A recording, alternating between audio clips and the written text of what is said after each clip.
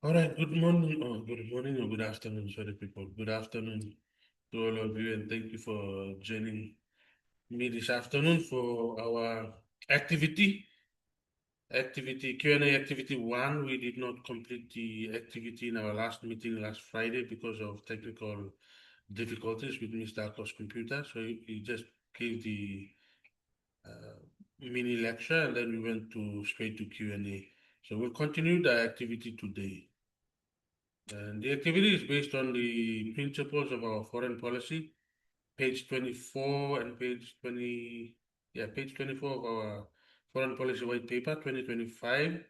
We have 10 principles, and principle that is of concern to us is the first one. Foreign policy is an extension of domestic policy. So it talks about the alignment of foreign policy with domestic policy and domestic policy with foreign policy. Or in international relations theory, we call it the two-level games. Two-level games. So what happens domestically influences our international relations, foreign relations, and what happens internationally affects our domestic politics as well, domestic governance and our domestic system. So in international relations, it's called the two-level games. So with that, I'll stop here. It's an activity or session where I'll give you time to talk. So I'll stop here, and then I'll let you people organize yourselves. So I'll give you 5 minutes to organize yourselves, and then you let me know who will be presenting, and then I'll start the presentations. Yep, so that is what we'll be doing. We'll do the activity this afternoon together, and then after the presentations, we'll have you entering the information into the database of Moodle, and then after entering the information into the database in Moodle, we'll open the floor for Q&A, and then Q&A will lead to the end of the session. So that's the lineup for today. All right, so I'll stop here and give you people time to organize yourselves.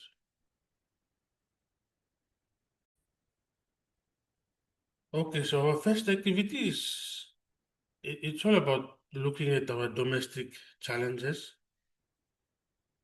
and then look at the foreign policy responses and identify uh, the key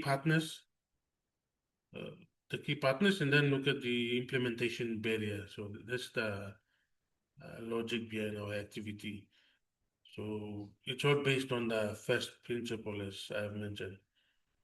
So without further delay, I now hand over the virtual microphone to Joseph, who will be representing Group 1, to share with us your discussion in relation to the activity. Joseph, please go ahead. Good afternoon, Mr. Yegar and everyone. So for our group's assigned policy is the national security and border security.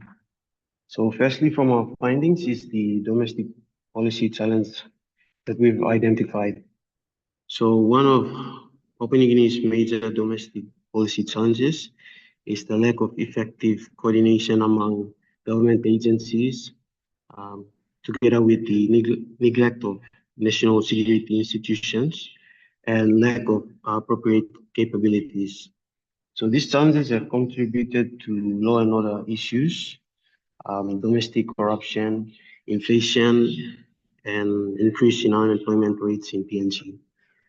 Also, to make mention of border challenges, um, firstly, is not enough manpower to protect PNG, not enough sea patrol, inadequate technological surveillance on land, which resulted in illegal extraction of natural resources such as logging, fishing, etc.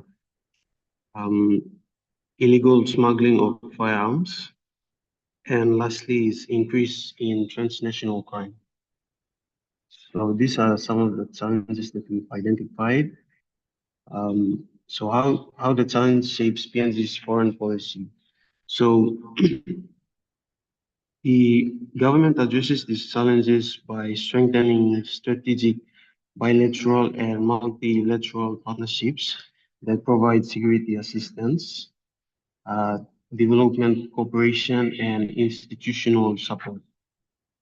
The domestic policies that the government would tend to use to help shape the country's foreign policy is the medium-term development plans, or MTDP, PNG Vision 2050, and the five national goals and directive principles to help shape the foreign policy, addressing the challenges. Another valuable aspect is challenges.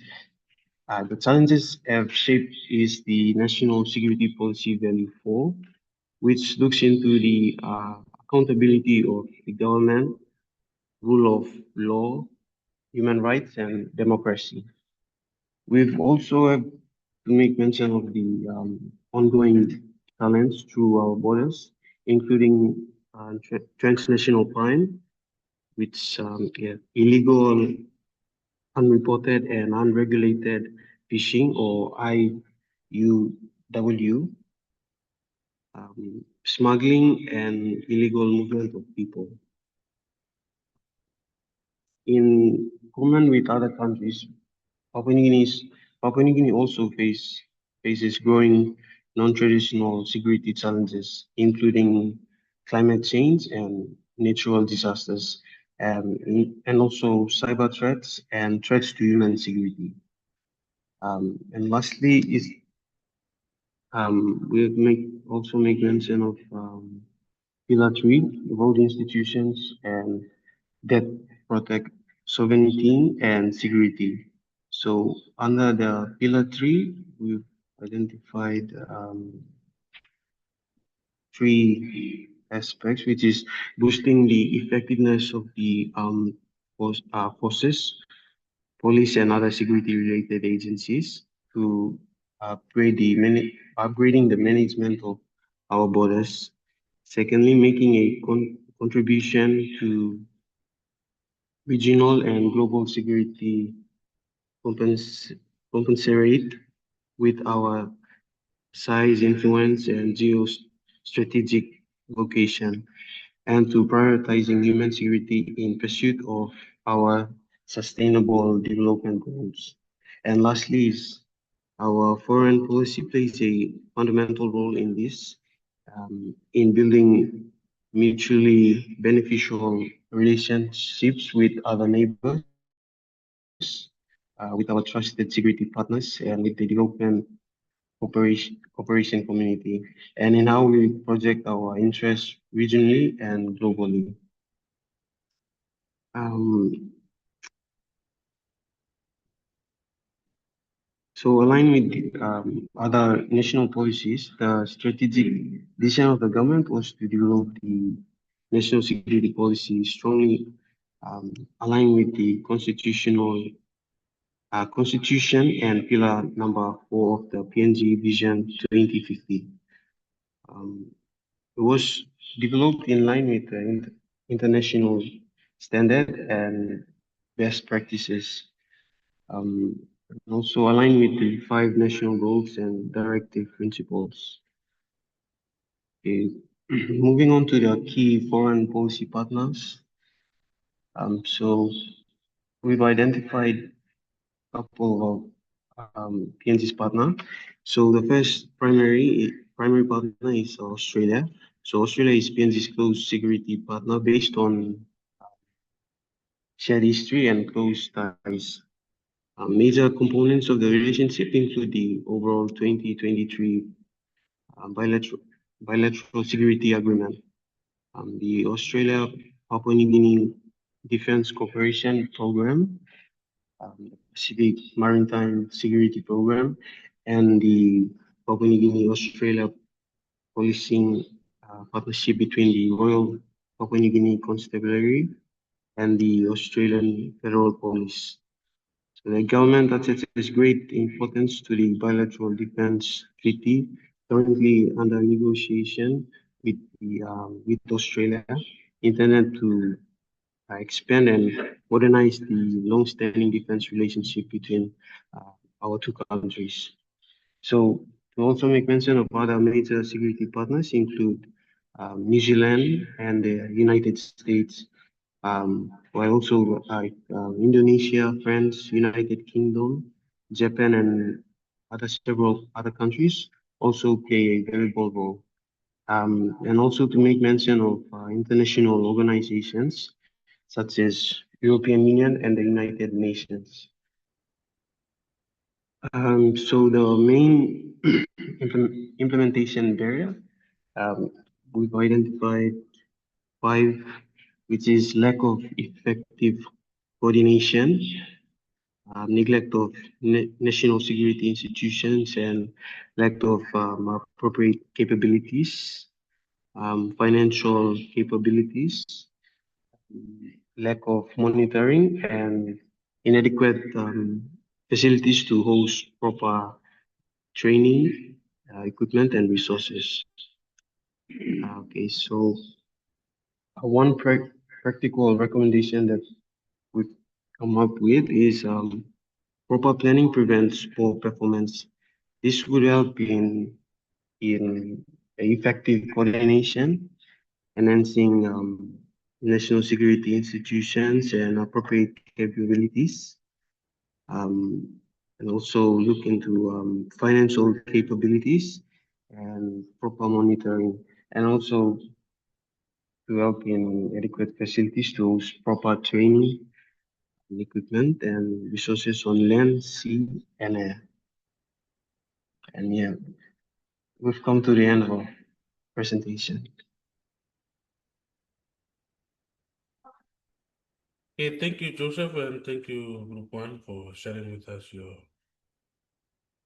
discussion in relation to the activity on influence of domestic policy and foreign policies, or now foreign policy. We move on to the next group, Cosmas, representing Group Two. Good afternoon, Mr. Yagura and class. Group 2, the policy area that we chose is economic development and trade. So Papua New Guinea's major domestic economic challenges under the policy area that we identified are limited economic diversification. This is when PNG relies on only a few sectors, particularly mining, oil, gas, and agriculture, instead of having many different types of businesses and industries. This means if one sector performs poorly, the whole economy can suffer in terms of economic revenue. The other challenges we identified is high employment. Many citizens, especially young people, cannot find stable jobs. Some may work only occasionally or in informal activities that do not provide regular income. The other we identified is the final one we identified is dependency on extractive industries. This is where a large part of PNG's income comes from extracting natural resources like gold, copper, gold, and gas. When world price fall or resources run out, government revenue and economic growth can decline. So the issues and challenges avec PNG's stabilities to achieve sustainable economic growth under the Foreign Policy White Paper 2025. Foreign policy is used as an instrument of economic development through economic diplomacy. So PNG seeks stronger international partnership that interact investment, expands trade opportunities, and improve infrastructures, which create employment. The two important foreign policy partners are Australia and China because they provide investment, infrastructure support, and development cooperations. However, one major implementation barrier that we discovered is weak institutional coordination among government agencies, which slows the implementation of trade and investment initiatives. So moving on to our practical recommendation is to strengthen coordination between government agencies and engage private sectors so that foreign policy delivers tangible economic benefits for ordinary Papua New Guineans. Thank you. That's all. All right, thank you, Cosmas. And thank you, Joseph, as well. So Joseph has talked about internal security, our internal security needs. It's not safe to, go to some parts of Medellin, some parts of Port Moresby, but then in order to address the security need of ours or security issue of ours, we need to work with international partners, and the foreign policy will facilitate that. And like what Cosmos said, he mentioned job creation or jobs. Jobs are important for the economy. All of you will be graduating in a few weeks' time, and then or a few months' time. You don't know whether or not you'll find a job as soon as you graduate or after you complete your program. And the government needs to create more employment opportunities. But to do that, we need to look or work with our multilateral and bilateral partners to establish job opportunities or job pathways for us once we pass out people or students or citizens from higher learning institutions. Okay, let's move on to the third group represented by Muriel.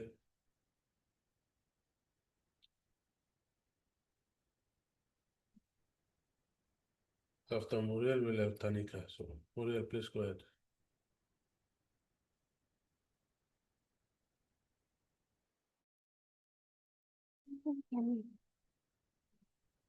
You can hear me.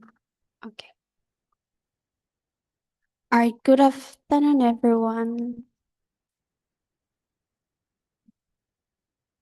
So for group 3, we chose to work on infrastructure development as the domestic challenge.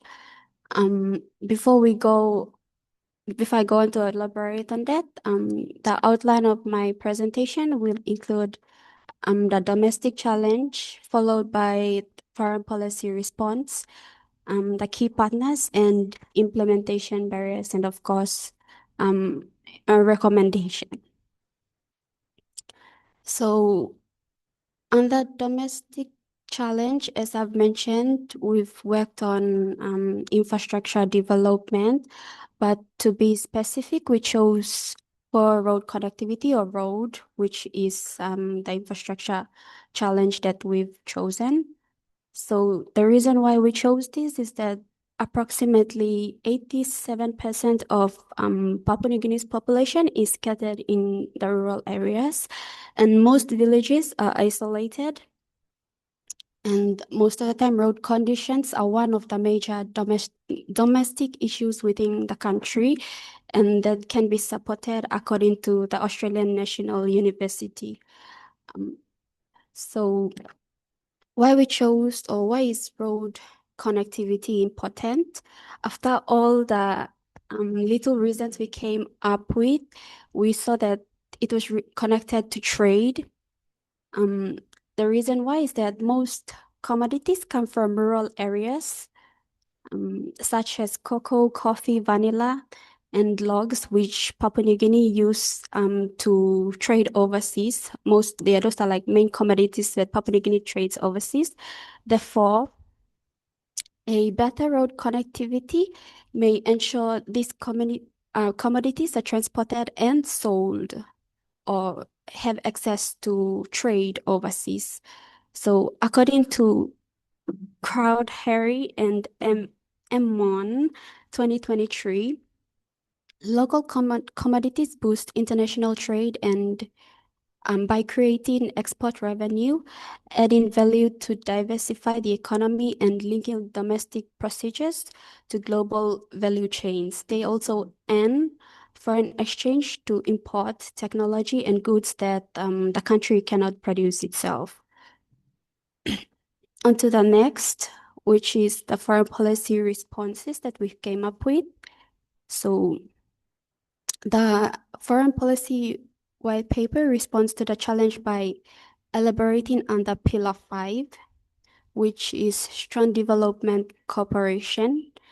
So first of all, Papua New Guinea intends to extend its relationship to address its domestic issues and connecting PNG through its transport, road transport, which is one of them.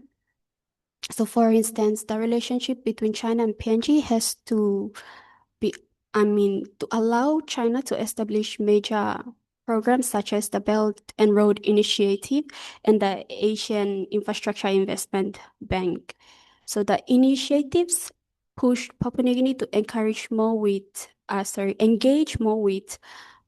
international partners to address such domestic challenges, and that shapes Papua New Guinea's foreign policy under the Foreign Policy White Paper 2025. So the Medium-Term Development Plan number 4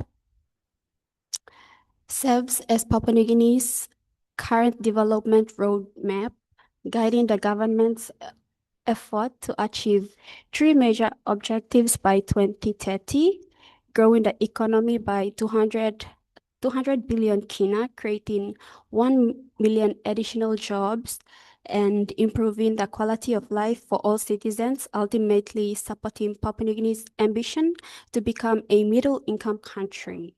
So to achieve these goals, the plan identifies 12 strategic priority areas or SPAs, and this includes SPA 2, which is Connect PNG Infrastructure,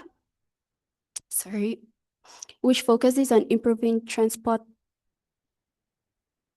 infrastructure through DIP2, which is road transport. So under Pillar 5, Development Cooperation, Papua New Guinea works with international development partners to advance its national development agenda based on mutual respect and equality. So among these partners, China has emerged as the country's second largest bilateral development partner, providing significant support through investments in roads, bridges, public buildings, loans, grants, and technical assistance in sectors such as agriculture, health, and education. So China's contribution complements the objectives of the Medium-Term Development 4 by strengthening infrastructure and supporting broader socio-economic development. Moving on to the next, which are the key foreign policy partners. So the key foreign partners mentioned in the Foreign Policy White Paper include Australia, Japan through JICA and infrastructure development, including roads, bridges, and public facilities, and of course, China. So as highlighted in the Foreign Policy White Paper 2025, China plays a leading role in infrastructure development globally through its BRI and financial institutions such as the Asia Infrastructure Investment Bank and the Export-Import Bank or EXIM. On 2 main implementation barriers. So the first is weak institutional capacity, and the second is poor coordination among government agencies. So this makes it difficult to implement infrastructure projects effectively. The Foreign Policy White Paper recognizes the need for stronger, better resourced and better governed institutions as highlighted in Future Direction 4. So institutionalize strong government organization of the policy with full integration of aid resource in the national bank and full alignment in the national policy framework. So that's the evidence from the Foreign Policy White Paper 2025 that I've quoted. Yes. On to the final, which is our recommendation. So our recommendation is a broad recommendation, and under it we've came up with others which we're not gonna mention due to time factor. Yes, so moving on. So between 2028 and 2030, the Papua New Guinean government should strengthen Connect PNG through a coordinated foreign policy strategy that combines infrastructure, financing from international partners with local skills development, customary landowner consultation, and job shadowing and knowledge transfer to young community men who will work with Papua New Guinea construction companies headed by experienced Chinese engineers. So with that, that's what Group 3 came up with. Thank you. All right, thank you, Group 3. Thank you, Moodle, for representing your group. I think the biggest policy is the PNG Connect policy by the Panku Maraperoso government. And this domestic policy captures our biggest domestic need for better transport. But we've been focusing only on land transport. What about the people from maritime provinces? Do you think sea transportation is also important? There's one question that we should also consider. The recent disaster that happened between New Island and Rabaul, I was reading, and many people they said, "Oh, PNG Connect is only focusing on land. Why not we look at sea transport as well, connecting the maritime provinces by using proper big ferries and barges to transport vehicles across different water lanes and different provinces." So that's something for us to also consider. Okay, Group 3, thank you. Group 4, Tanika. Please go ahead. After Tanika, we'll have Francis, and then we'll conclude with the last two. Thank you, Mr. Yagura. Good afternoon, everyone. So the domestic policy area that we're looking at for Group 4 is human capital development, education, and skills. So that in itself is the domestic policy challenge identified. So we're not just looking at access to quality education, which in the current day and age remains unequal, but we're also looking at the rural and remote effects, more than just learning materials or proper infrastructure. We describe this as more or less a ripple effect of other neglected domestic policy areas. So you have, the lack of, what will I say? The lack of funding that causes this, well, contributes to this issue. And you also have things like institutions lowering standards of education in themselves when it comes to selection, all of that. So that has a ripple effect. Moving on to how the challenge shapes PNG's foreign policy.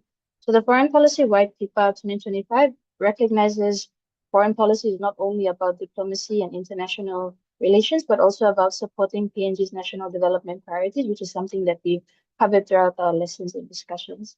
So because PNG faces significant challenges in education and workforce development, the government uses foreign policy to establish partnerships with other countries and international organizations that, in a way, we hope to have this support on human capital development. So these partnerships help PNG access things like scholarship, for example, or technical training, research collaboration as well, even technology transfer and professional development opportunities. However, certain aspects of this, like scholarships, technical training, they are only accessible to certain institutions that can afford that, given that there's not much assistance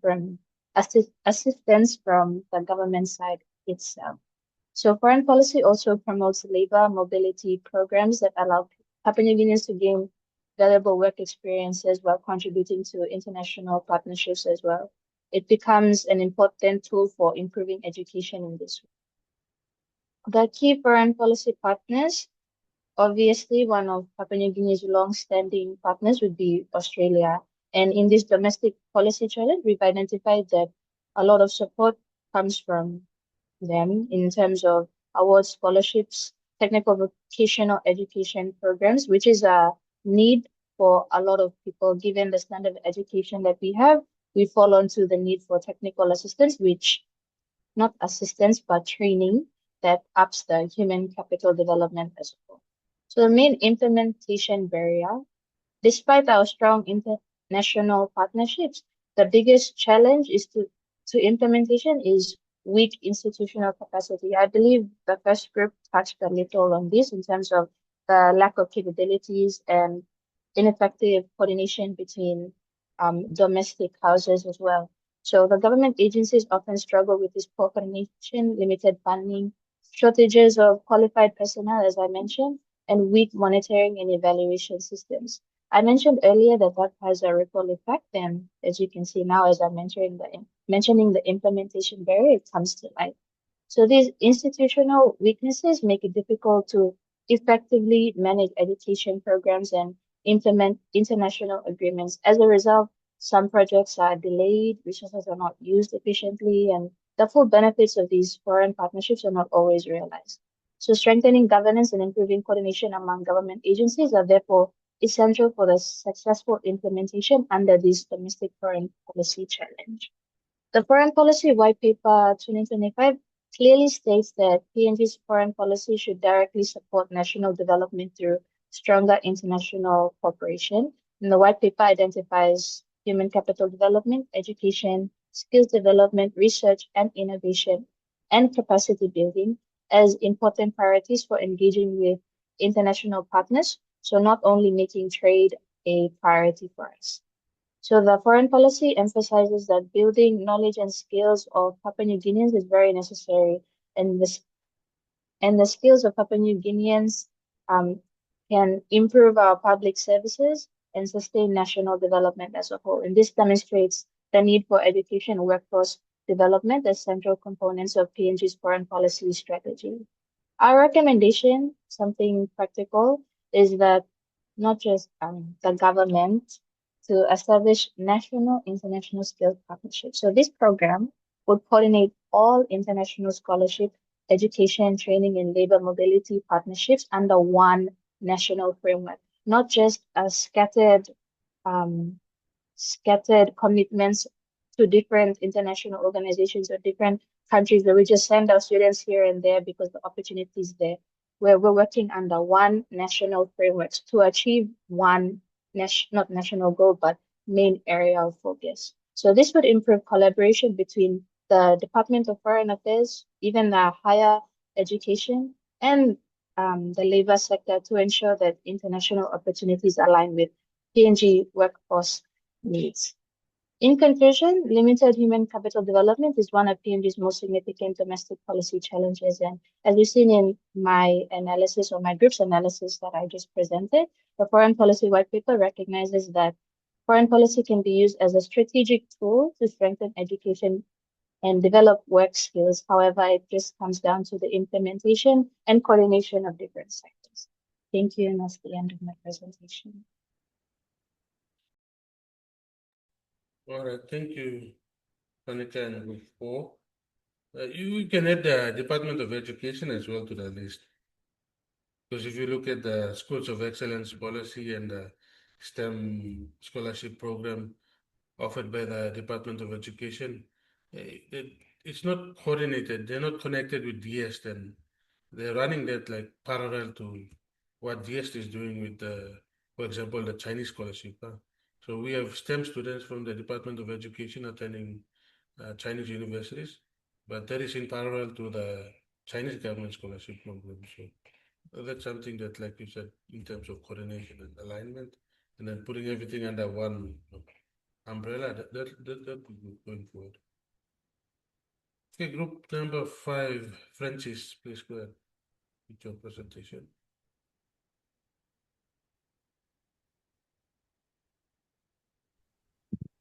Thank you, Mr. Yagera.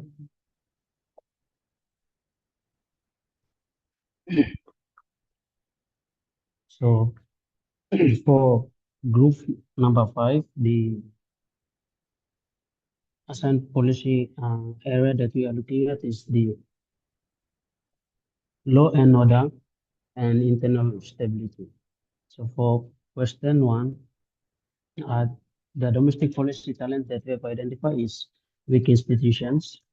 Weak institutions are the main domestic policy challenge affecting law and order in PNG. This weakness can show as limited capacity of policing and justice systems to prevent or respond to crime, slow or inconsistent law enforcement and law and court process, weak management of public resource and community safety programs, poor implementation of justice and rule of law reforms at the provincial or community level. So as a result of this, criminal activities grow and public trust in law and justice system declines, which harms internal stability. To the foreign policy link, so how this shapes the PNG foreign policy under the Foreign Policy White Paper 2025. When domestic institutions are weak, it affects foreign policy because PNG can be seen as a higher risk environment for cooperation and investment. So high crime and low rule of law can lead to reduced investor confidence and fewer business partnership, less trust from international partners in joint initiatives, increased attention on PNG as a source or transit point for transnational threats. So therefore, the Foreign Policy 2025, PNG foreign policy is shaped to respond to security and stability risk created at home. So the focus is towards strengthening areas that partners care about, such as non-traditional threats like cyber attacks and digital crime, transnational crimes like trafficking and organized crime networks, threats to human security, and also connection with climate change.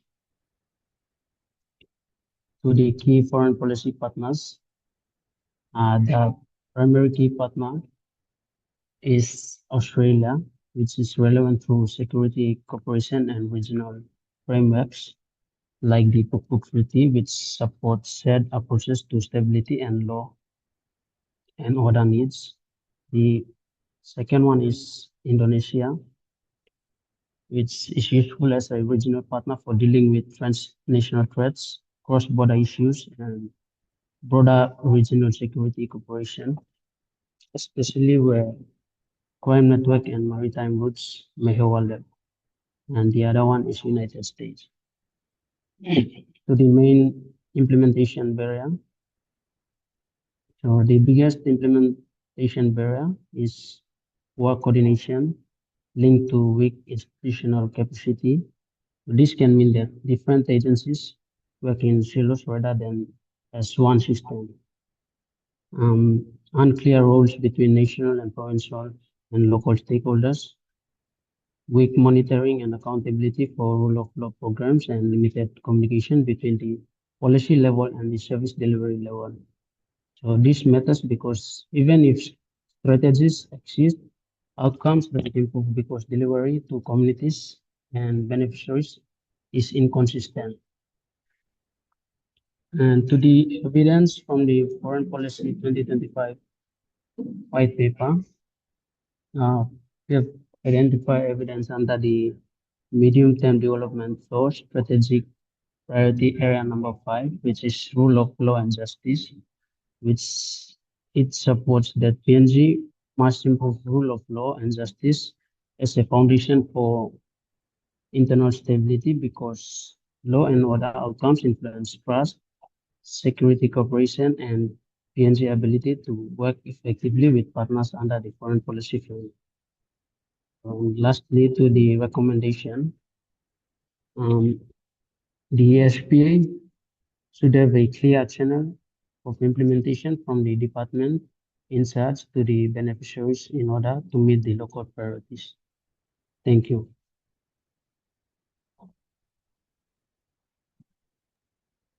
Well, thank you, Francis, and thank you, Mufai, for sharing with us your answers. This is a very key law, order, and internal stability is very important. And you have rightfully said that Australia has invested a lot in this particular sector, in this area, policy area.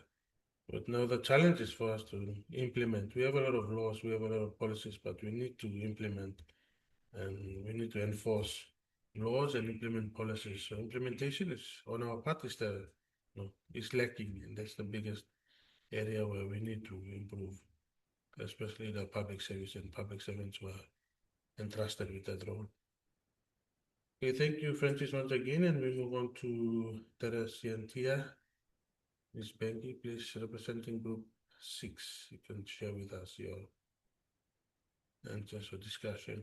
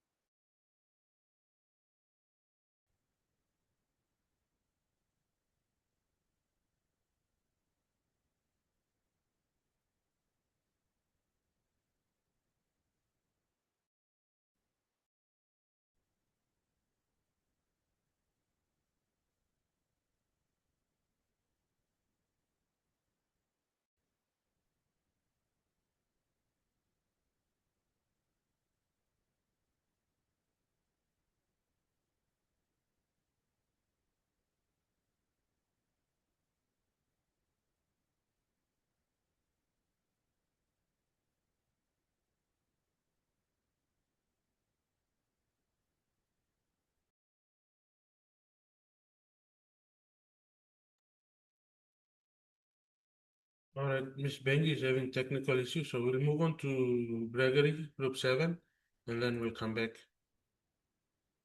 to Ms. Bengi.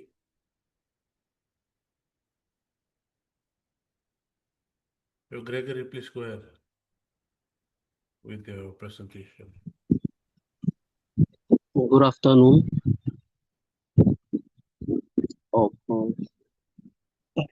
I'll be presenting on behalf of Group 7. So our assigned three areas is sovereignty, national unity, and strategic partnership. So under the area of sovereignty, the domestic challenge we identified is similar to what Group 1 is presented. It's with the security agencies such as police, defense, customs, immigrations, and so forth. these agencies lack the necessary capability and capacity to address increased illegal activities, especially through land, air, and sea borders. Secondly, is the increased unregulated and unreported fishing within PNG waters. Due to weak border monitoring and surveillance by security agencies, this poses a significant threat to our sovereignty and security. So how does this influence the foreign policy white paper? Both challenges have triggered the government to seek support in terms of technical assistance, equipments, joint military exercises, and increasing police capacity with assistance from our security partners, such as Australia, and also our regional partners through the Pacific Islands Forum. The main challenge or barrier in implementing this is there is lack of communication and cooperation between state agencies, especially providing intelligence and support in terms of resource and capacity. Moving on to the recommendation of this is that all security agencies to collaborate in areas of information or intelligence sharing, joint exercises, and forums. In such way, it will equip and enhance the security agencies to boost its effectiveness in addressing security issues along our land, sea, and air borders. Moving on to strategic partnerships, due to PNG's traditional relations with Australia and China, with the increase of the long-standing relationship between PNG has with China in terms of economic trade, investment, diplomacy, and so forth. So with the increase of the Chinese presence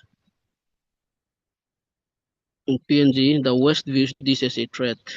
Therefore, there is an increased tension within the Pacific region, and PNG recognizes China as a trading partner while viewing Australia as a security ally. So, according to the Foreign Policy White Paper, it highlights that PNG maintains its historical relationship with Australia, recognizing it as a close security and a development cooperation partner through its PNG Australia Comprehensive and Economic Partnership and Bilateral Security Agreement. While PNG's relationship with China is centered around economic trade, the Belt and Road Initiative, and one of the largest development partners. PNG respects and recognizes its bilateral relationship with China and Australia. So the implementation barrier is that PNG's long-standing history with its traditional partners. So because of this historical aid dependency it has with Australia and China, so when it comes to implementing strategic partnerships, its history can be a major barrier because of the geopolitical tension that is currently arising in the Pacific. So moving on to the recommendation, we think that PNG has to be neutral when without considering Australia as a security ally and China as an economic partner. So PNG should just look to both as bilateral partners and work in terms of economic trade, investment, and so forth. Finally, to the last one, diary is on national unity. And Papua New Guinea has more than 800 diverse language and cultures. Many people live in the remote areas, making it difficult to provide equal services and development. So this difference makes it harder to build national unity.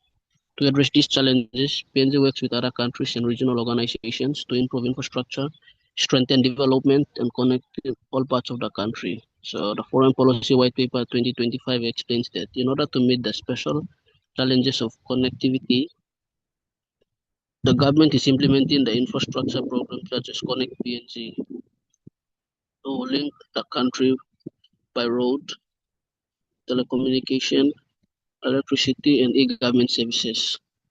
So our key partners in this could include Australia, JICA, China, and also others. That will improve transport and connectivity, helping programs like PNG via initiatives like the Australian Infrastructure Financing Facility for the Pacific to bring remote communities closer to services and economic opportunities. The main implementation barrier is limited government capacity. So government agencies lack funding, skilled workers, and better coordination.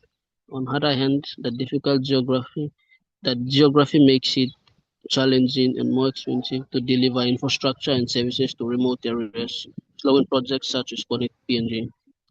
Moving on to the final recommendation is we think that Due to lack of funding, there should be consistent funding from the national government to fund these projects, such as Connect PNG, and there should be effective coordination and implementation of these projects. Apart from that, there should be also acquittals of these public funds of how they've been spent for transparency and accountability wise. I think that's all for Group 7, and thank you.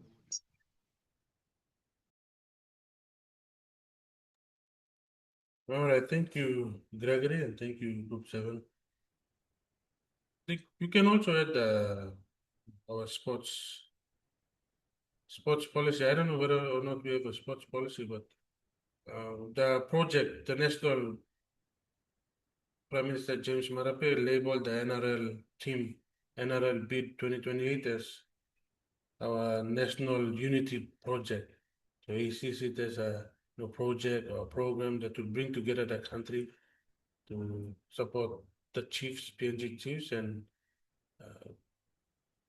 to use sports as a way of bringing together people from diverse cultural groups. So that's interesting. Now we are working with Australia to implement that, and that is now captured in our Papua Treaty and Foreign Policy White Paper 2025. So that's another issue that we can look at, domestic issue to do with national unity.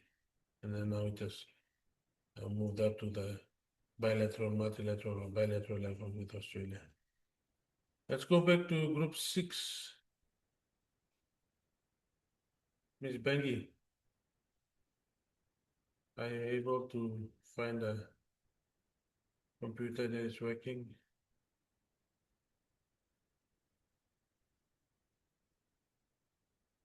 Where the microphone is working? Yeah, I was about to say check with Ken, so okay, go ahead.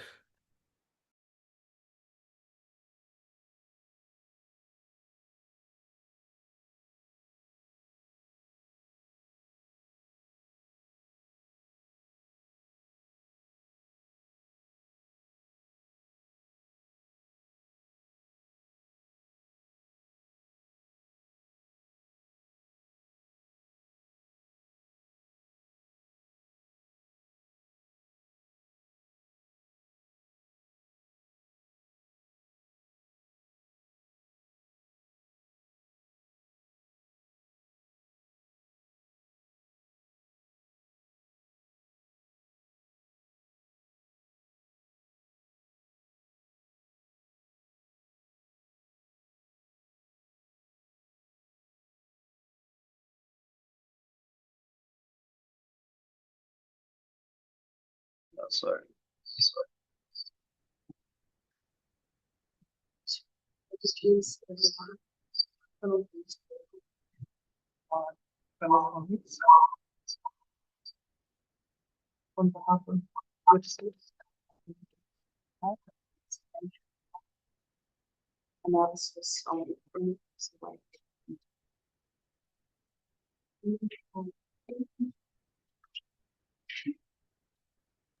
Sorry, Ms. Bengi, the sound is not clear. Service delivery,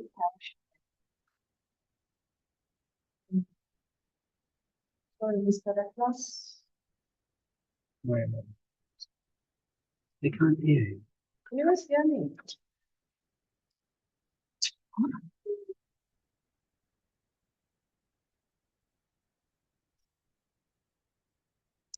Anyways, as I was saying, like, we will focus on how PNP's urgent domestic needs in service delivery, health, and aid cooperation are shaping how our leaders interact with foreign powers. Now, let's start with our domestic reality. PNG faces three severe bottlenecks at home. The first one being service delivery in rural areas. It is practically non-existent, and transport and utility networks are cut off. The second one is our health sector. Our health sector is facing a severe shortage of basic medicine, trained staff, and the last one is foreign aid. Foreign aid is currently too fragmented to fix and often wasted on small and uncoordinated projects. Now, how does this affect foreign policy? Under the Foreign Policy White Paper 2025, PNG's domestic gaps drive our external relations. So our message to global powers is clear. If you trade with us or maintain strong diplomatic ties, then you must directly fund our rural hospitals, build our roads, and train our local workers. Domestic issues dictate the foreign choices. Now, to achieve these goals, PNG relies heavily on two key partners. Australia, our largest bilateral partner, they handle most of the structural upgrades to provincial healthcare networks, and Japan via Japan International Cooperation Agency, or JICA. They focus on the engineering and utility side, giving direct grants for rural roads, bridges, and solar grids. So both partners are shifting away from random projects to align with our national blueprint. However, we face a major internal roadblock: bad governance and bureaucracy. Even when Australia or Japan provides aid, equipment, or life-saving medicine, it frequently gets stuck in central urban offices or shipping ports.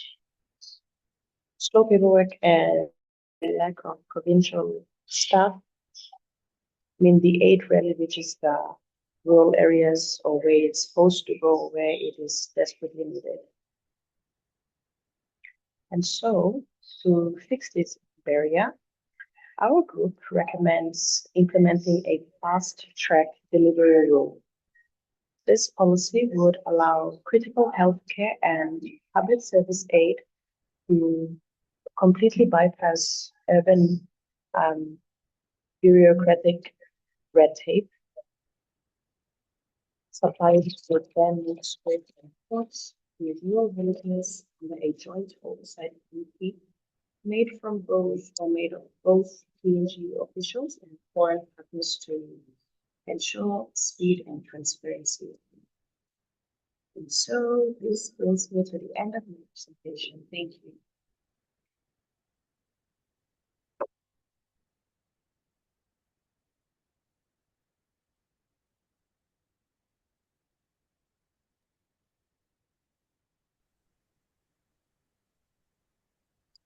All right, thank you very much, Teresa. Yeah, a very interesting presentation, not only by Group 6, but by all of you. I believe now you've made the connection between our domestic issues, domestic problems, and then connect that to our foreign policy, and then which entities or actors are involved, and then you've identified the barriers, implementation barriers, and problems that are associated with our bureaucracy and our political system, bureaucratic system. And these problems needs real solutions, real answers. So when you people are the next wave of decision makers will be graduating soon and will be joining the workforce. So we have faith that you will go there and try to address these issues. But this highlights the importance of the activity, highlights the importance of having in place a foreign policy white paper, and that will now give us strategic direction.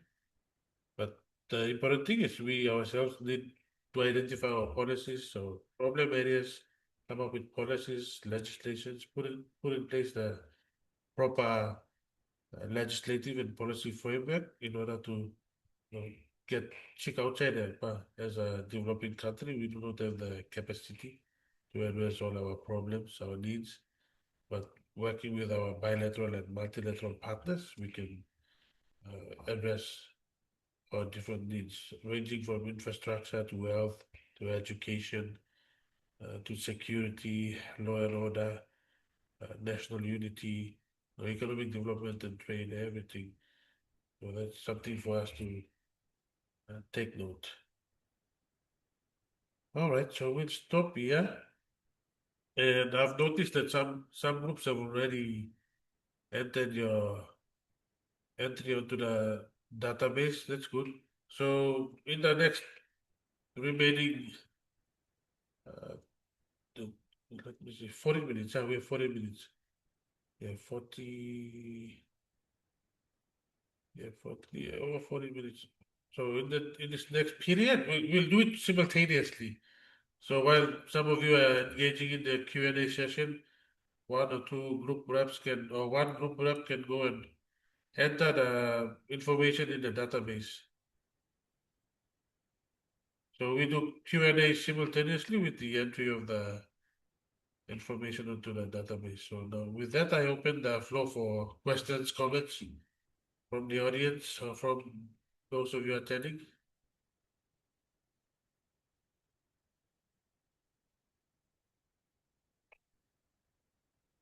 All right, Marshall, let me check my tally.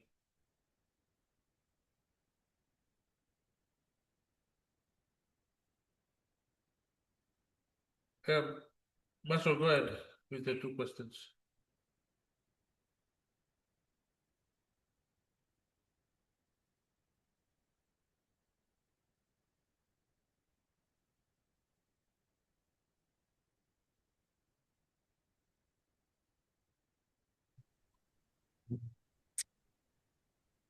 Good afternoon, everyone. So I have two questions based on the recommendation made by Group 4.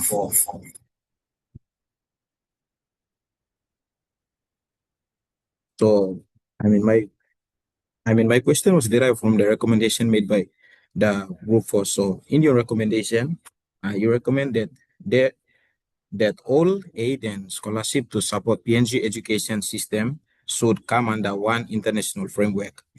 So my first question is, in your opinion, what do you think is the best or possible international framework that would best suit PNG's education system? That's my first question. On that same note, my second question is, how will this international framework integrate all the aid and scholarships aided by PNG's various strategic partners? Thank you.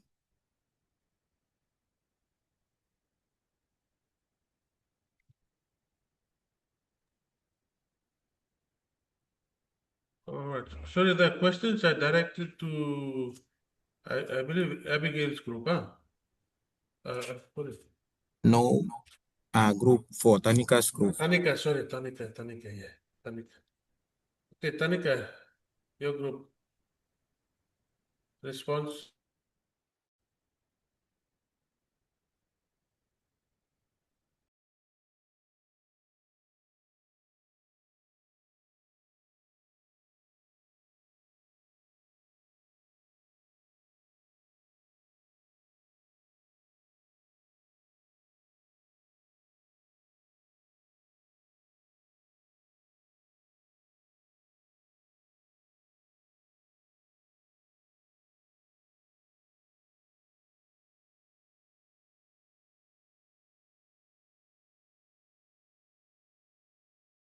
Apart from Tanika, anybody from move forward a response? I will give you time and we'll come back to you. We'll move on to the next. When you are ready, you let me know and then I'll. Do you need time to formulate a response for Marshall?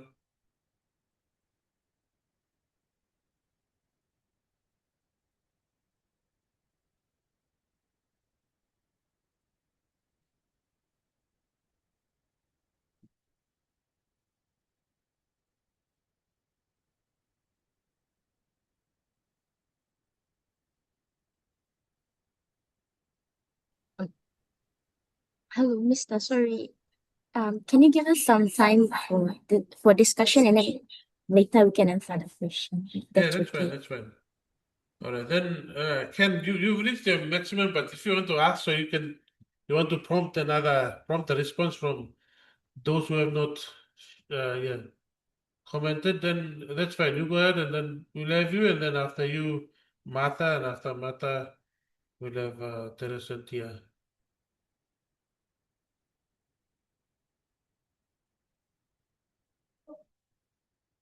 The database is on our unit webpage.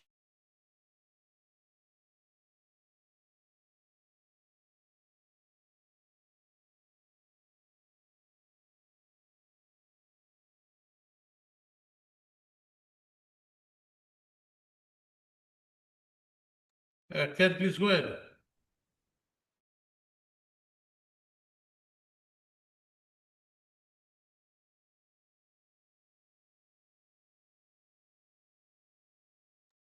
Oh no, that's the last session for block 2.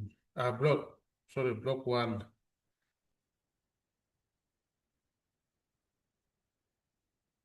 Okay, if there's the case, then Mata, please. Your question or comment.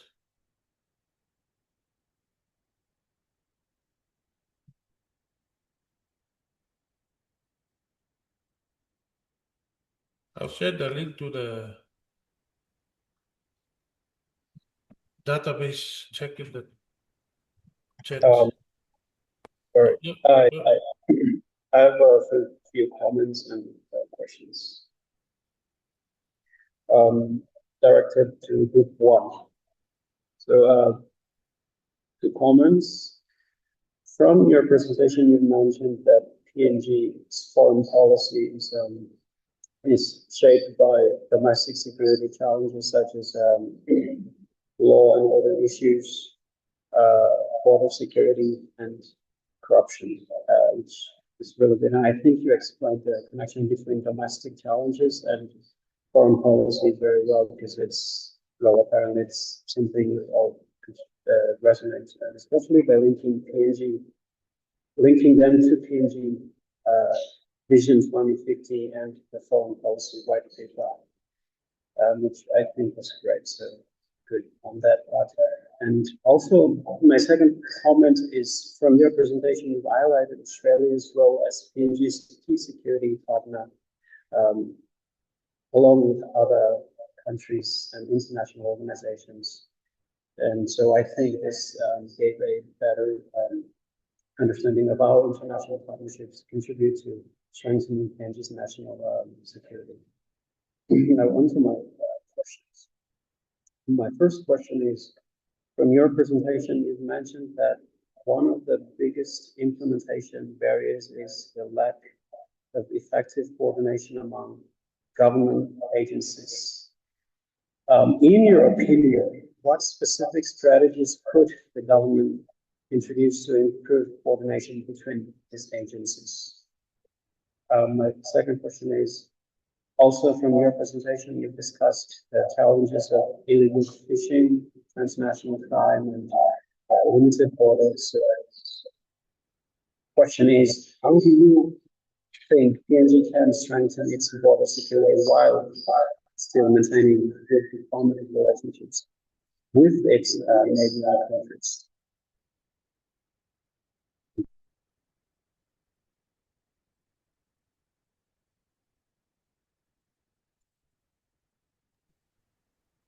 Thank you. Ken's questions are directed to Joseph and Group 1.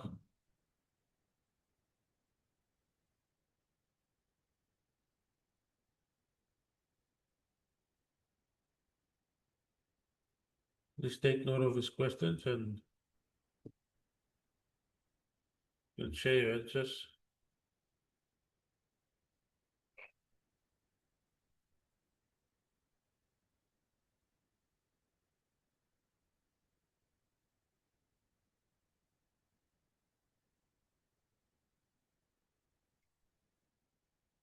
We'll move on to the next attendee, Mata. Mata, questions, comments for us to note?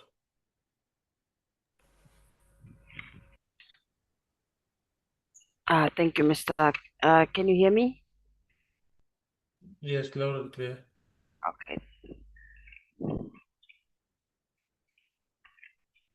Um, I just have a general comment to make.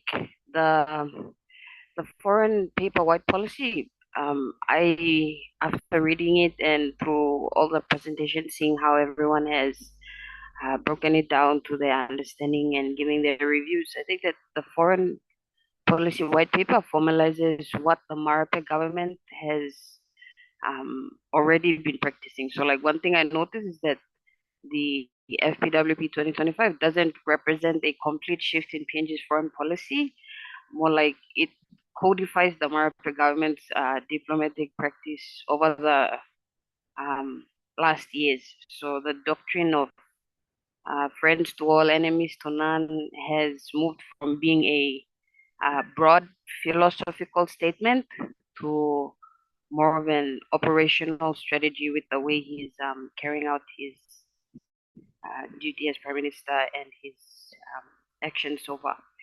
So I see this in how PNG is, simultaneously have depend security cooperation with Australia and the United States while maintaining strong economic and development partnerships with China, Japan, Indonesia, and other regional partners. So rather than choosing sides in strategic competition, the the Marape government is attempting to maximize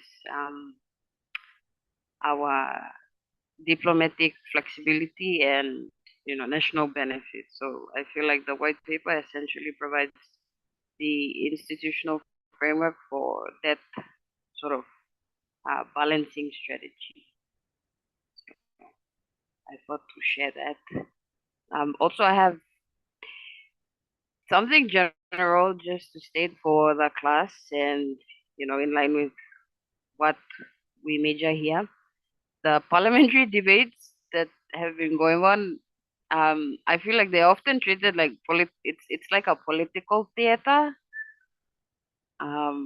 But we should also understand that global partners, they view them as a direct proxy for PNG's sovereign reliability. So because when internal political maneuvering, this is also based on today's discussions generally with what I've heard so far in our presentations. Internal political maneuvering takes precedence over institutional stability. PNG's bargaining power on energy, security, and international trade, that they drop or fluctuate significantly depending. Mr. I just have a question. Do you think the legislative outcomes for the current parliament sittings so far, like recently, have signaled to international observers that PNG is taking decisive control of its domestic affairs, or does it seem like it's reinforced the perception of a government, reacting just to immediate internal politics?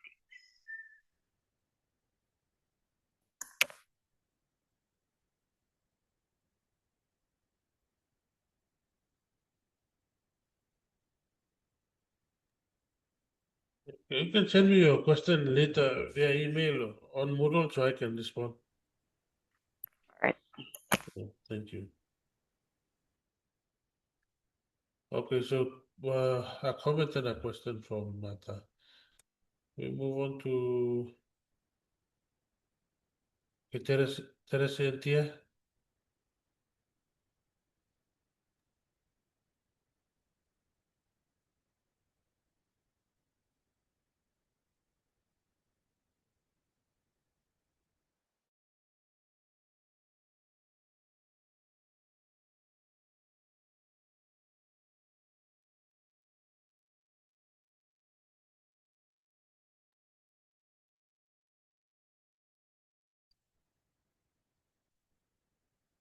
I want to look another one.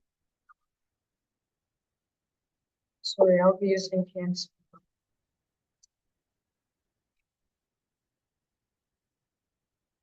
So I have two comments for group number one on your recommendation. It emphasizes the value coordination central to overcoming PNG's domestic relations.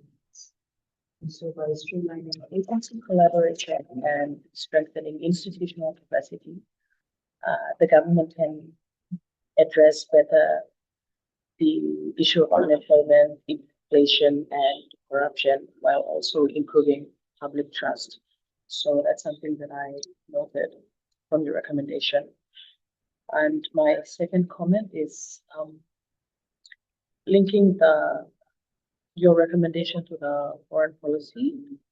It is clear that boosting security institutions and water management not only protects the sovereignty of the sovereignty, but also enhances PNG's credibility with its partners such as Australia and New Zealand and the United States. And so this alignment ensures that domestic reforms reinforce international cooperation and security commitments. These are the two comments I have for group number 1. And I also have 2 questions, which are all focused on your recommendation. So the first question is, how can proper planning and effective coordination among government agencies help reduce law and order issues and domestic corruption in Papua New Guinea? And for the second question, in what ways would enhancing national security institutions and upgrading border management through adequate facilities and resources strengthen Papua New Guinea's foreign policy alignment with the Vision 2050 and the national security policy? Thank you. That's all.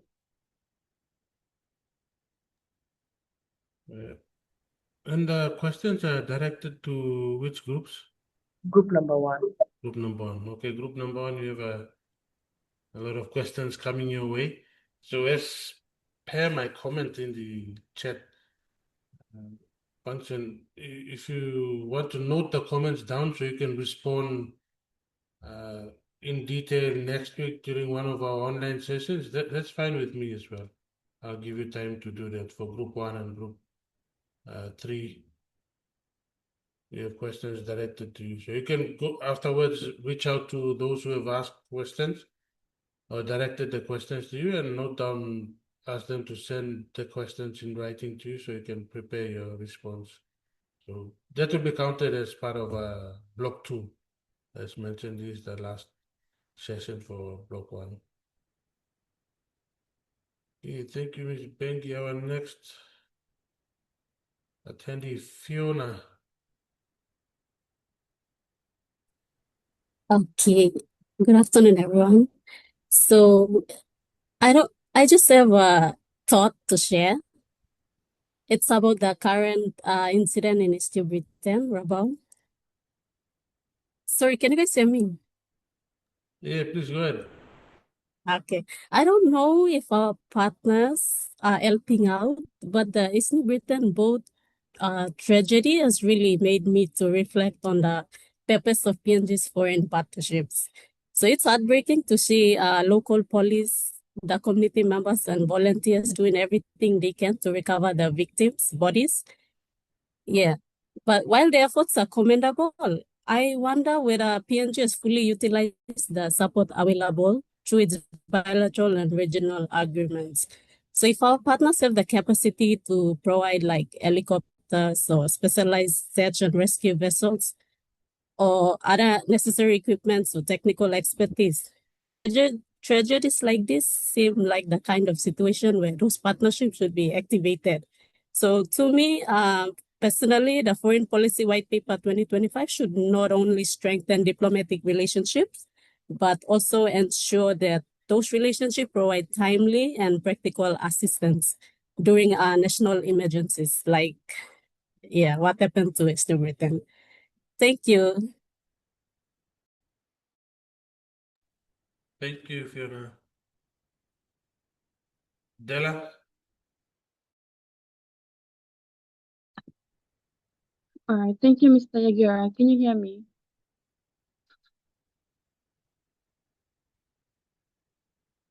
Yeah, loud and clear, please go.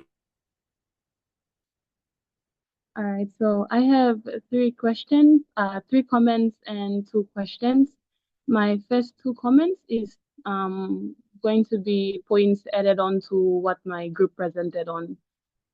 So my first comment is to do with the link between domestic challenges and foreign policy. So Francis mentioned the issue of weak institutions as one of PNG's domestic challenges. Now, I would like to add that these challenges does not only affect governance internally, but it also influences PNG's international relations, its relationship with other countries as well. So issues such as crime, corruption, and weak law enforcement can reduce investor confidence and how other countries, mainly our international partners, view PNG. Therefore, strengthening domestic institutions is important because it helps build trust, credibility, and stronger relationships with outside partners. My second comment is on importance of implementation capacity. To add on to what Francis mentioned on the main implementation barriers. So building from that point, the success of the Foreign Policy White Paper 2025 does not only depend on having strong policies and international partnerships, but also on how effectively these policies are implemented at the national and local levels. If there is weak coordination between government agencies, the intended outcomes may not be achieved. So therefore, improving institutional capacity and cooperation between departments is essential to ensure foreign policy priorities reach the local communities. My third comment is to Group 1. I agree with what Joseph said on the illegal migration and movement of people across the borders. As someone who lives in a border town, these issues are very evident, and the agencies at the border are aware of these issues. They're aware where these issues are happening and when they're happening. But they are usually lenient because sometimes it's their own people or one talks that do this, or when the locals are caught, they bring up the argument that the land that the border is on has not been settled by the government. So they are allowed to do these activities because it's their land. So that's what I wanted to add on to what Group 1 presented on. All right, moving on to my question. My first question is to Group 2 in regards to unemployment. One of their recommendations, they suggested to strengthen cooperation amongst government agencies. So my question is strengthening cooperation between government agencies enough to reduce unemployment, or are deeper policy changes needed? And my second question is to Group 3 in regards to road infrastructure development. So road infrastructure is essential for PNG's development because it connects rural communities to important services such as health, education, and markets. However, since most land in PNG are under customary ownership, road projects often require negotiations with traditional landowners. Now, while the government views roads as public infrastructure that benefits the wider population, local communities may expect proper consultation, compensation, and recognition of their land rights before allowing development to proceed. So my question is, should the government prioritize faster infrastructure development for national benefit, or should greater emphasis be placed on lengthy consultation processes with customary landowners to ensure their rights are protected? That's all. Thank you. Dela, just to confirm, only one question, right? Two questions. My first question is to Group 2. My first question is to Group 2, yes, and my second question is to Group 3. Okay, group 2 and 3, please take note. And as mentioned, you can answer the questions now. If you have an answer now, that's fine. You can let me know. But if you want to answer it in our next session, that's also fine with me. So that will be moved to the next block. Okay, thank you, Dela. Damien.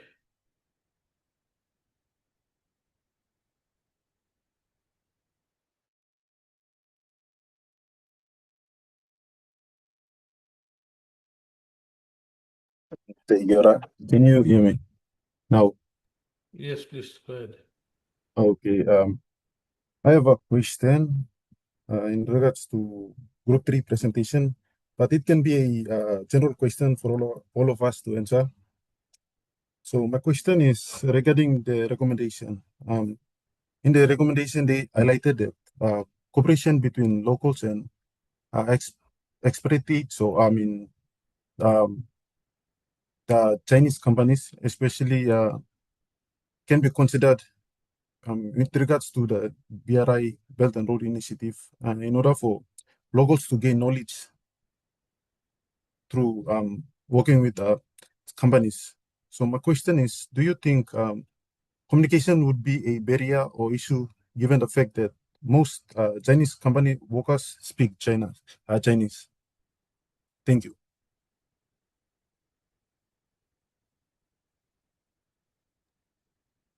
Okay, Damon, question for Group 3, right? Yes. Okay. Group 3, please take note. Tasola, Damon. Yes. Okay, thank you. Simon, go ahead.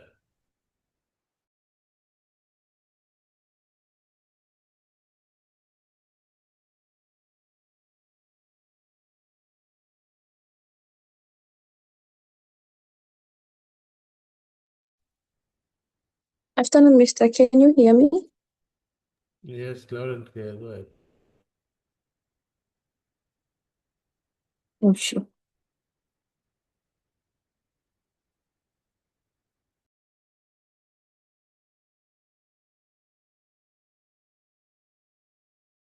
Simon, we can hear you. You can go ahead with your question or comment.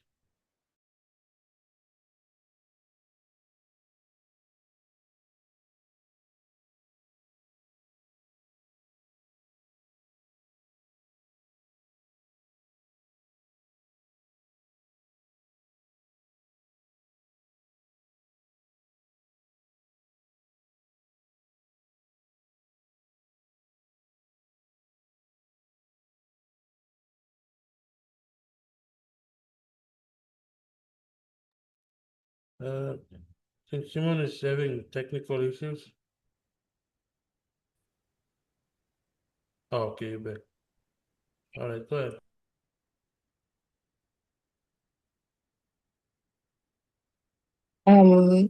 It should be realistic to make foreign policy an extension of the domestic policies in place, because overall, looking at it from my perspective, in the end, it's going to achieve the domestic goals that are already set. So, and that's my comment. My question is directed to Group 3. Muriel, I guess Muriel's group, she presented on the domestic issue of road and connecting it to trade. And she mentioned the MTDP4 that guides to grow the economy. So my question to Group 3 is, do you think we are heavily reliant on donor aids instead of actually properly setting up our government institutions to take the lead in these development projects? Because after, like realistically speaking, after Connect PNG is done, then what more? Because how are we reciprocating to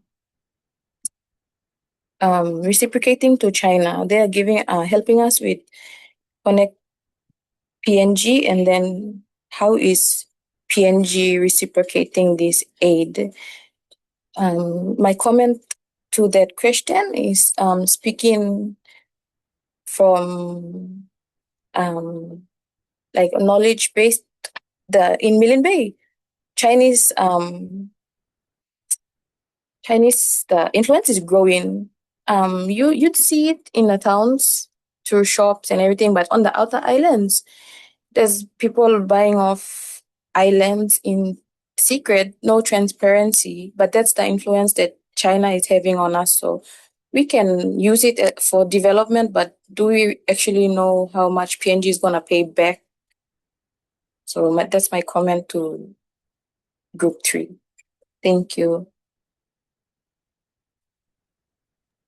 Thank you, Simone. So two comments and a question. All right, let's move on to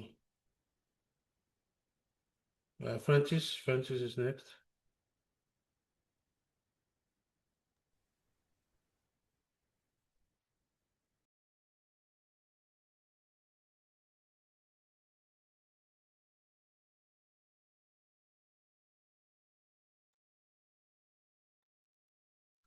Thank you, Mr. I have a comment and a question. My comment and question is based on the group 3 presentations. So to my comment, I agree with what Muriel presented for the group 3. Poor road condition in PNG is a significant problem. And it has been identified as a major constraint to economic development, as what Muriel stated. It also limits access to market, health, and education services. So the condition of road network is a result of inadequate funding for maintenance, which it also led to worsening road systems and also increased road use opposed to low sections and isolating many people from, especially the ones in rural areas, to services and opportunities. So to my question, how can, in your opinion, how can Papua New Guinea overcome the dual challenge of inadequate road maintenance funding and weak political support for road management reforms, as given that poor road conditions are isolating communities and limiting access to markets, health, and education services? Thank you. Thank you, Francis. The question is directed to which group? Group 3. Okay, group 3. Okay, group 3. Note questions coming your way.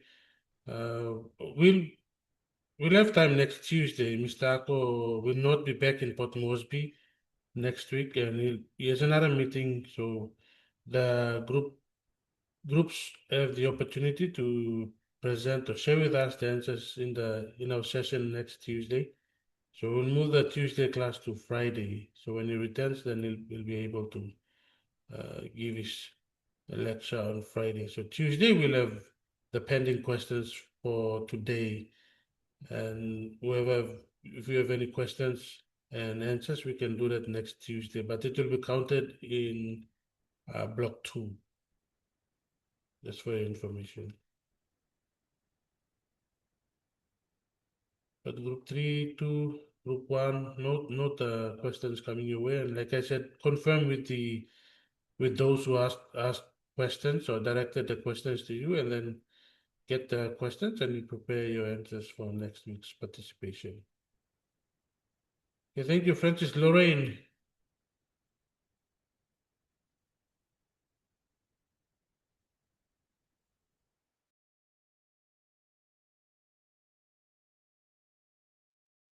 Thank you, Mr. Yagiro. All right, I just have a comment. It's a general comment based on all the group's presentation. A key issue that we all identified was weak institutions and the lack of funds and resources, which is important to take note of because it directly affects Papua New Guinea's foreign policy and development. Weak institutions limit the government's ability to effectively plan and implement foreign policy, often making PNG more dependent on external partners for funding and expertise, which can influence national decisions that affect national development as a whole.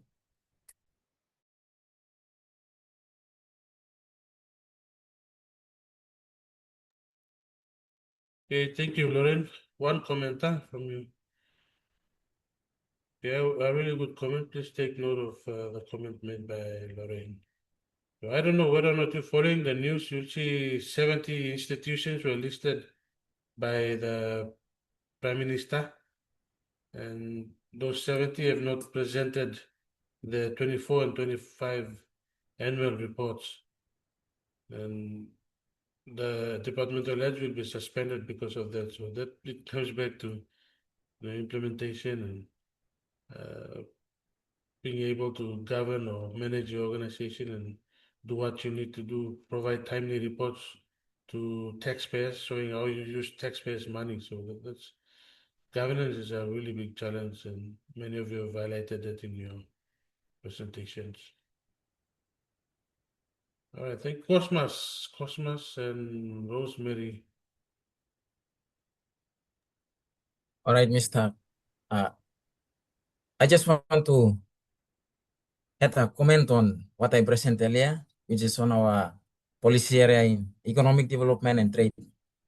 So as we see in Papua New Guinea, we still face domestic issue such as economic reliance and resource development. The issue affects the PNG's foreign policy white paper in the economic development and trade section. The policy focuses on and influence PNG to cater more trade partners, either bilateral or multilateral partners agreements through trade in the internal market and international, which influence the domestic market and economic stability, with huge revenue collection that maintains the and promotes economic prosperity. So moving on to other comment. Moving on to my other comment I made on group number 1. My comment is based on group number 1.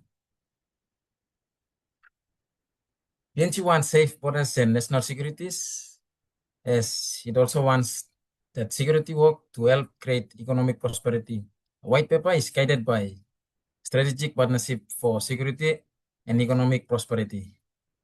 Like the national security, so Papua New Guinea wants to work partners, so PNG have a safer partner with other countries and regional groups to improve security, strengthen its ability to respond to the threats, and keep PNG security approach steady and independent, not easily pushed around the outside powers. So Papua New Guinea wants help with things like training, planning, and support system, so security threats are handled faster and more effectively with the partner countries like Australia. That's the comment to the group 1. And my question to group 1. So in terms of national security and border security, how will Papua New Guinea strengthen its national security and border security through partnership with other countries, help to achieve economic prosperity? So that's my question to group number 1. And then moving on to the other question comment number 3. My comment number 3 is based to the presentation of group number 6, which is human capital and education skills. So Papua New Guinea working with other countries in terms of strategic partnership, PNG wants to team up with other countries and organize to improve education, teach new skills. So this will work with neighbor countries in the Pacific as well, not only Australia and China. So like, and the USA. So this partnership will PNG get money, knowledge, and technology to make the schools and training more better, and also build a strong economy in terms of economic prosperity. So moving on to my question to the group number 6 is, apart from choosing the partner countries, can PNG work with the international organization like NGOs to help PNG get better resource for schools, especially in the Department of Education? So then moving on to my other comment, which is called that comment go to group number 5. Let's comment go to group number 5. So Papua New Guinea's White Paper 2025 talks about working with other countries to keep peace and stay safe. Inside the countries, So it wants to build strong partnership to help keep order, fight crime, and make sure everyone feels secure. With the partnership from the other countries to maintain the peace and harmony in the Papua New Guinea. When the country is stable and safe, it can grow its economic and help people have better lives. So in simple terms, PNG aims to work with other countries to keep peace and make the country safe and strong. So my question is Papua New Guinea working with other countries to keep peace, or they just work to promote economic development? That's my question to group number 5. And then my last comment goes to group number 7. So my last comments to group number 7 is, when dealing with the law and order, my last comment to group number 7 is about national unity. So when we are looking at the Papua New Guinea is currently now looking to the new NRL team with PNG chiefs. So it is good to build the unity between Australia, while the influence of China is more bigger in the Pacific, including Papua New Guinea. So Papua New Guinea is the bigger country in the Pacific. So the influence of China in building the road and projects is more greater than Australia. So it's good that Australia and Papua New Guinea have the strong bilateral agreement of the PNG chiefs will be playing in NRL teams. So that's my comment to group number 7. And my question to group number 7. Group number 7, how do you, in your perspectives, how do you think the bilateral agreement of PNG chiefs with Papua New Guinea, is it an economic or is it a social agreement? Thank you, Mister. That's my questions and comment. All right, thank you, Cosmos. Let's listen to Rosemary.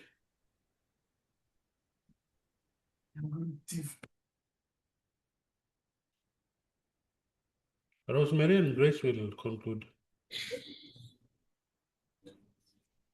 Okay, good afternoon, Mr. Aguirre and everyone. So my question is forwarded to group 2.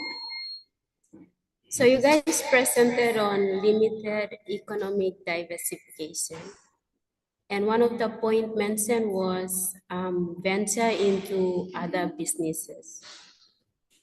So in your presentation, you just stated venture into other businesses. So my question is, may you specify on what businesses are you referring to? At least give or mention name one or two of the businesses that you are referring to. Thank you. Okay, thank you, Rosemary. Tasola. Okay, Grace, please go ahead. Hello. Hi, Grace. Can you hear me? Okay. I have 3 quick comments and 2 quick questions. Hey, where is this? Mister, can you hear me? Yeah. Please go ahead. Yeah, okay. Comment 1. I appreciate Muriel for talking about road infrastructure, which is very important because that was one of my research topic, and it is true that road infrastructure is one of the most important foundations of development in PNG. Okay, moving on, I would like to ask 2 questions upon the comment. So the Connect PNG program aims to build and upgrade thousands of kilometers of roads. But how can PNG use its foreign policy and international partnerships to help ensure that the Connect PNG program achieve its long-term goals? Question 2, also, is the Belt and Road Initiative also in partnership with the Connect PNG project? Okay, my comment number 2. So the Principle 8 in the Foreign Policy White Paper sounds very positive because it promotes friendship with all countries while putting PNG's interests first. But however, in practice, this can be difficult. like powerful countries, often have competing interests in the Pacific, and PNG may face pressure when making foreign policy decisions. So the real challenge is whether PNG can remain neutral and consistently prioritize its own national interest, rather than becoming too dependent on one partner for aid, loans, or investment. My last comment, it's a general comment. I personally believe that partnerships with other countries and receiving donors can seriously boost our development.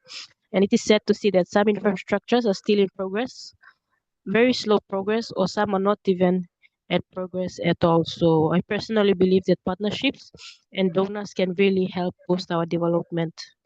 Thank you. All right, thank you, Grace. Three comments, only three comments, And two questions. And two Yes, three questions. comments. And two questions. Okay.